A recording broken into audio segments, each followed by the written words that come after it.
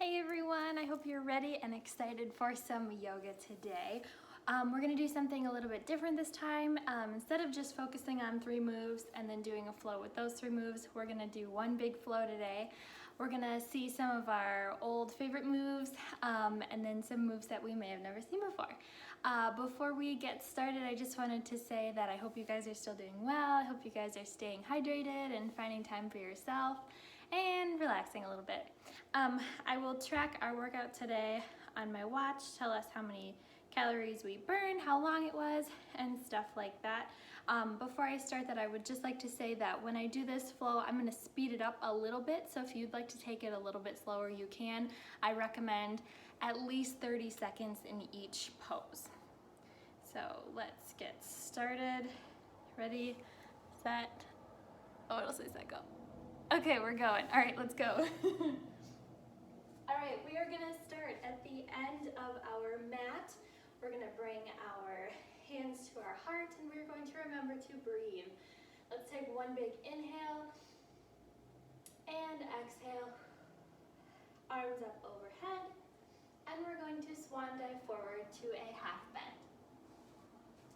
Remember, we're gonna take an inhale on the way up and we're gonna halfway lift. And exhale down. Inhale, halfway lift. And exhale down. Now on this next inhale, we're actually gonna come all the way up. So let's inhale up, arms up overhead, and exhale down.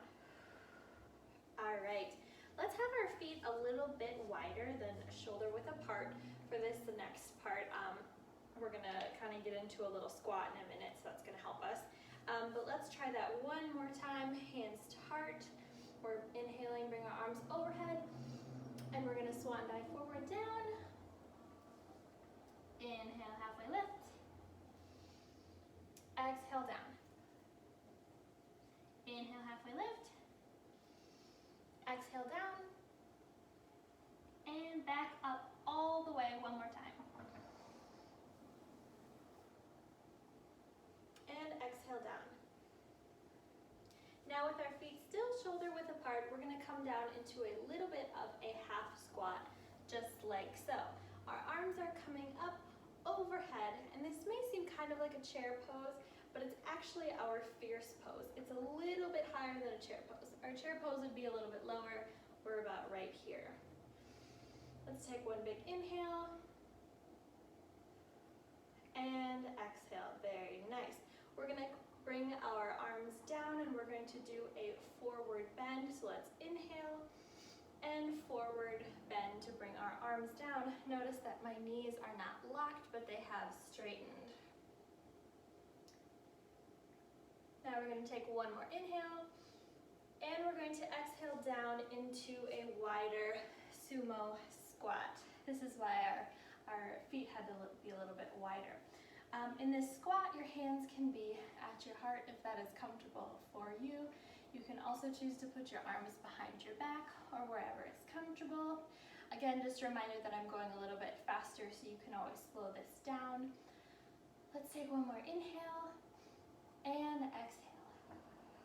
Using our hands, placing them in front of us, we're going to come down into a seated position on our heels.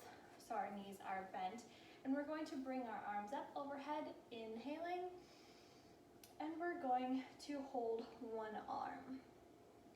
This is what we call our hero pose. Let's take one more inhale, and exhale, release. Let's take an inhale up, and hold the other elbow. Exhaling to release. Let's do that once more.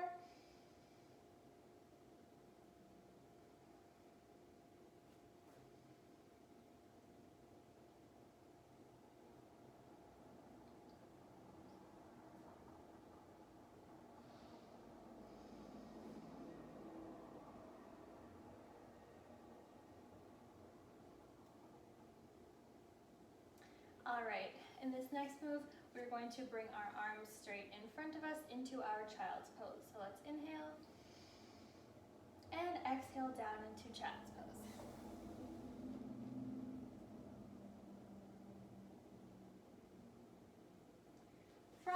child's pose. We're actually going to come down onto all fours. Hope you can see me okay. Oh, my lighting's better. Okay, great. We're going to come down into our tabletop position for a little bit of cat and cow. Remember that when we do cat, our back is arched, and when we do cow, our back is arched, but the opposite way. It's kind of caved in. So we're going to inhale up to cat, and exhale down to cow.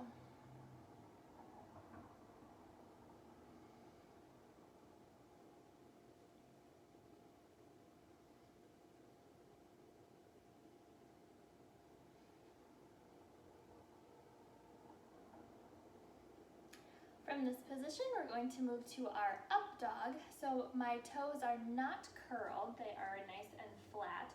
I'm going to bring my arms forward just a little bit, and I'm going to scoop my hips forward until I am into our up dog position. Notice that my body's not laying on the floor. I have my body elevated a little bit with my hands. The next thing that we're going to do after we hold this for a minute is we're going to curl our toes under, and we're going to scoop up into our downward dog position.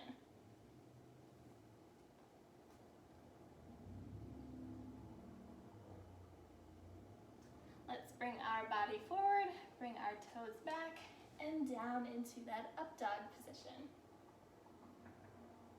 Let's do this 2 more times. So we're going to bring our toes under,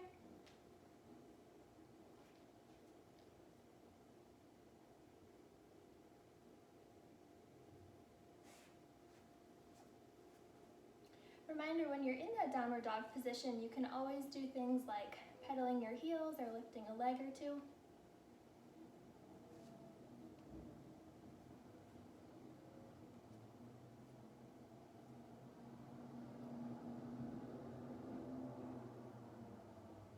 All right, I'm gonna bring my right knee forward into a lunge position like so.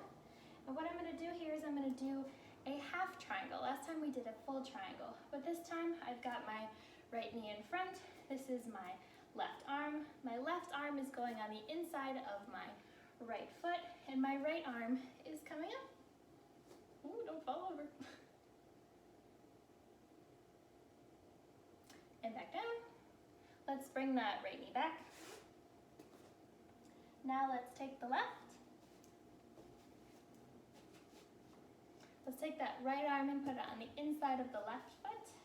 And we're gonna take the left arm and bring it up this way.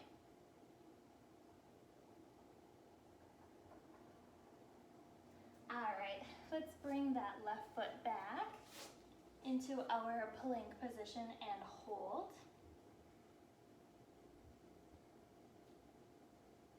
Now we can bring our knees down and go back into our child's pose.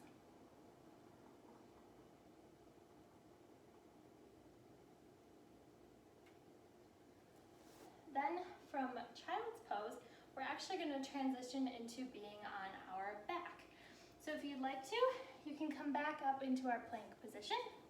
You can froggy jump your feet forward and sit back. All right, in our seated position, you can get comfortable, and we're going to lie on our back and come up into a bridge using our hips. So I'm gonna find my spot. I'm gonna bring my hips up into a bridge. You can either have your hands flat down on the floor, or you can bring them to your middle, or you can just, I don't know, relax.